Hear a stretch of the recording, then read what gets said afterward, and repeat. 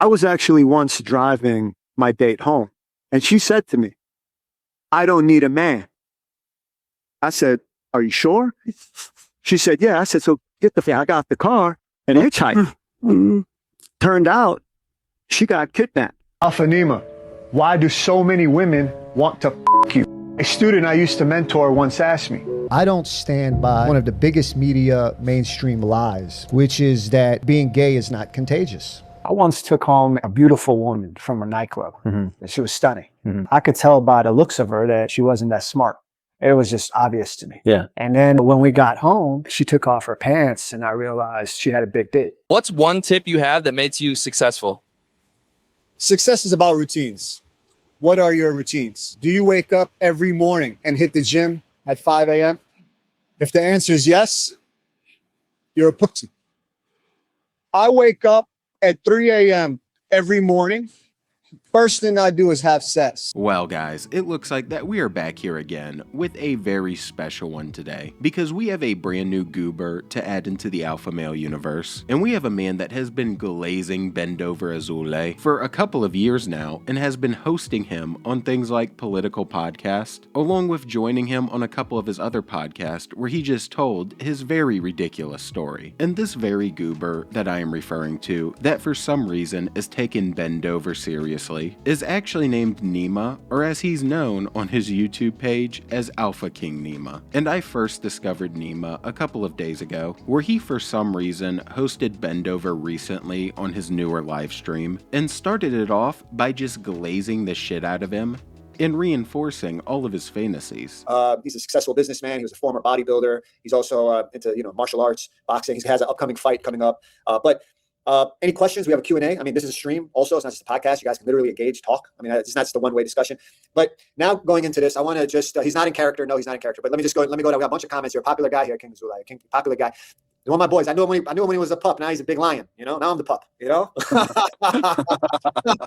my boy, I knew him when he was I invested in a friendship early, fortunately, now he's a very big guy, I didn't know he was going to get this big. Actually, I always believed him. San says this guy claimed he took on 40 guys at once in a fight. I'm going to let King Azoulay answer this, but I just want you guys to know, I'm a somewhat big guy. He's actually a big guy in person. So he's not a little guy.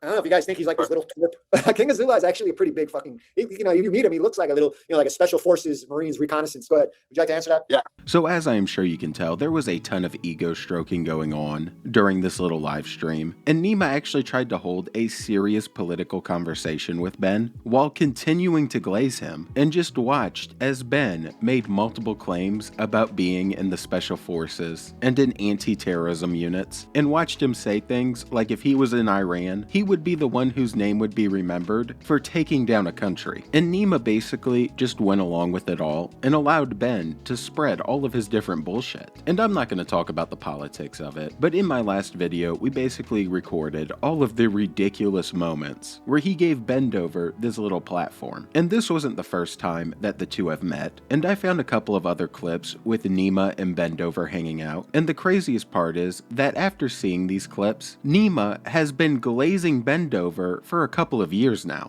King Ben, man. King Ben, man. King Ben. We got a lot to talk about.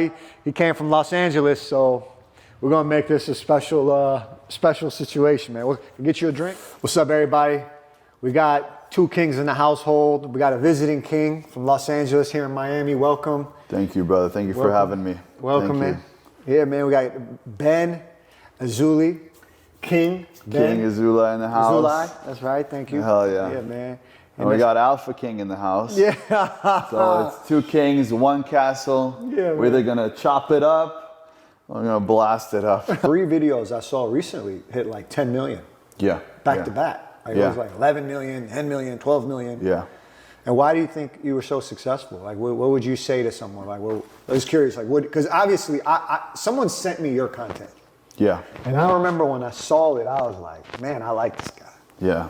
Honestly, I really thought that. I was like, wow, this guy is not ashamed of who he is. No, and I'm a real one, and I got values, and I got beliefs, and I stand behind my beliefs. So with that being said, we already had enough to add this complete goober into the AMU, just for the pure reason that he was giving Bendover, aka the guy who became known for pleading guilty for getting a BJ/a kiss from a minor, and who had a very interesting case brought up by John Bravo, a platform. He gave the guy who stated that he trained with Master Shifu and all of this other absurd shit, like running away with the wolves at the age of 6 and howling at the moon, along with talking to the dead, a fucking serious platform where they discussed politics on multiple different occasions. And every time he did hang out with Ben, it just always seemed to get goofier than the last, because of course it's Ben Azoulay we're talking about here. But on top of all of this, it appears that Nima has developed the same kind of grift, where he just goes and says some absurd shit for attention like Bendover likes to do, and basically just farms it, all in order to get views and to try to get his name out there, so that he could turn it into another grift, which was his little political grift. So it is no wonder that he is buddy-buddies with Ben Azoulay, when he's pretty much doing the same exact thing as him. And a lot of it is just as ridiculous. And it features some similar topics, like this one right here, where he was defending Andrew Tate, and basically called himself a rapist while doing so, just on some goofy bullshit. A stripper got Andrew Tate locked up on rape charge just because he didn't buy her a house. If refusing to buy him a house constitutes his, then lock me up on multiple counts. I'm proud. I'll say it loud, baby. You think you deserve a house just because you have some nice tits? You need a reality check. Alpha King rule number 54. Everything must be earned. And along with this, he would also constantly just say ridiculous things and make up these ridiculous little stories to basically try to get people mad and try to get them up in arms and to seek out all of this different attention so he could use it to try to get the name Nema out there. Just like his best buddy does with all of his different stories, with the only difference being that Nema's would be a lot more believable. A girl I once dated told me my masculinity was toxic. She told me if I practiced compassion, I'd be a better boyfriend. I told her if she practiced cooking, she'd be a better girlfriend. Even cooked toast. I told her the pasta she cooked last week was more toxic than my masculinity. Alpha King rule number 16. Never take advice on how to do your job from someone who can't even do theirs. An overweight acquaintance of mine once asked me, am I homophobic? I stopped in my track. I looked him dead in the eyes and I said, when I was in 6th grade, I had to be desk buddies with a fairy boy. And I never once tried to hit him. So how the could I be a homophobe? Then I asked him to look down at his feet and tell me the color of his shoes without moving his belly to the side. Everybody laughed. He went home crying. But that's what he gets for breaking Alpha King rule number 15, which is you never make fun of anyone. A lot of people look at me and they assume that I got a lot of see in my past, and they would be right. Okay. So my friend once said to me, Alpha Nema, how would your mother feel if she knew how awfully you treat women? And I looked at him and I said, I don't give a shit what she thinks about me. Because that woman, it felt like she never really gave a fuck about me. And, you know, well, the one thing she was good for was the milk and her taste. And that's actually Alpha King rule number 88. If you want to build strong men, and they grow up, treat their women like queens, set a good, loving example for them when they're young. So as you can clearly tell, it was some really just ridiculous shit that this guy would just be saying for no reason out here. And I actually think that it was satire at first, where he was pretending to be this alpha male and was making fun of a lot of these early alpha male type people. But at a certain point, it seemed to go from satire to the attention and clout that he would get from it just being too damn good. And he continued to try and say crazier and crazier shit, and basically became the very grift that he was trying to make fun of. And it apparently got so bad that he started hanging out with one of the people that he was trying to make fun of, which was Bendover Azoulay. And he was seriously hanging out with him in these videos. He was having actual debates and talks with him, and was not trolling him at all. So this guy basically displayed the case of pretending to do the grift until you actually start doing it and start hanging out with people who also do the grift, and in turn became a fucking off-brand Bendover Azoulay. And the crazier shit that he would say developed into him going on to multiple different podcasts, and had examples like this one where he went on to a podcast with a bunch of other women and just said some downright devious shit. No, but really, I've actually had some conversations, personal ones, with women, and I now firmly believe that not all women are complete morons. That's actually Alpha King rule number 202. Some women can actually be pretty smart sometimes, including yourself, bro.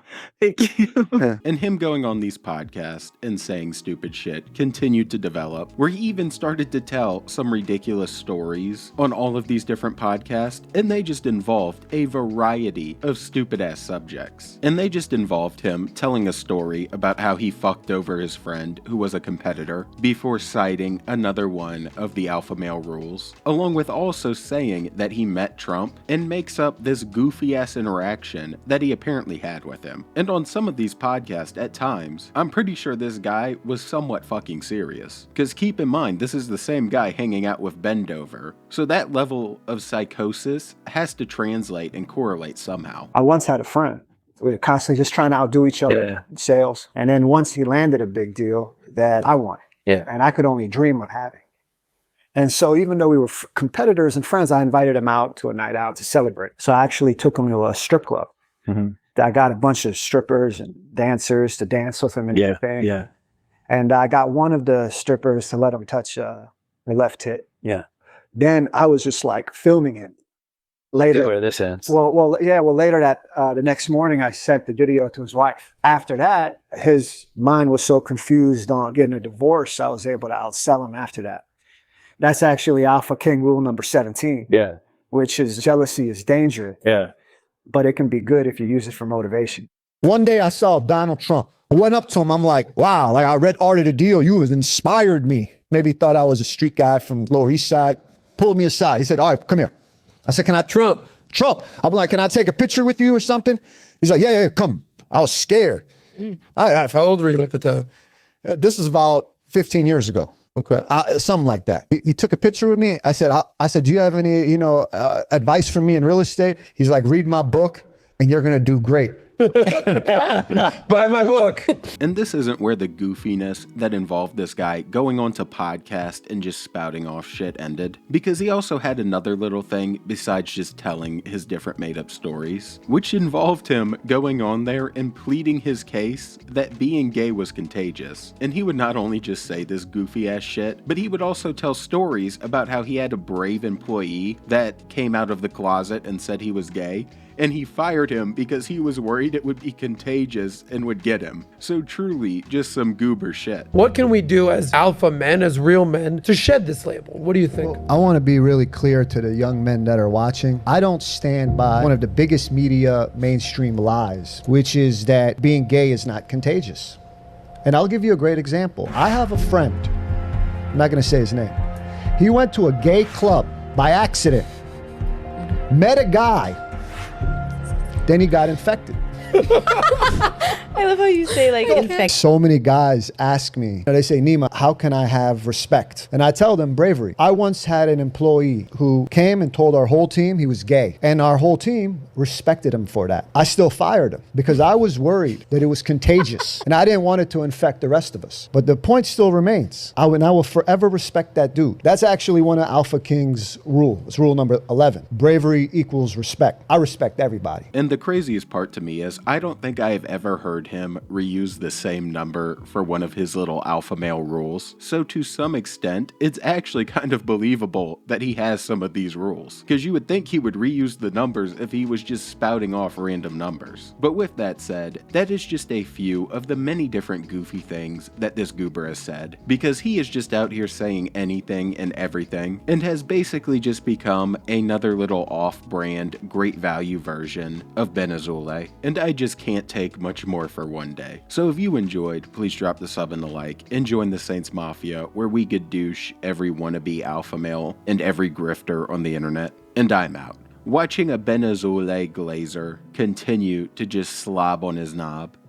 In peace. I worked with fashion models in New York for about 10 years. I saw a lot of degeneracy in the nightclubs. I mean, I probably had a sex addiction in my 20s and 30s. I've been realizing that now as I've gotten older, actually. I didn't realize it at the time that I might have. And now when I look at my wife, I got a great wife from a small village in Germany. She's just so dedicated, and she doesn't know the nightclubs. She wouldn't get into the nightclub. She wouldn't be allowed in the nightclub. And now I look back on the casting directors in New York City. I mean, they really are picking models that look like boys. I mean, it really is strong. And I wonder now, a lot of guys that like fashion models in New York, are you actually gay? Because it looks like a boy. And some of the guys, and I say this respectfully because I know a lot of good guys, friends of mine that are male models, they look like girls. They have pretty faces, feminine attributes. They might be tough guys, kick my ass maybe, but I've noticed that. A lot of the casting directors that are picking are actually gay.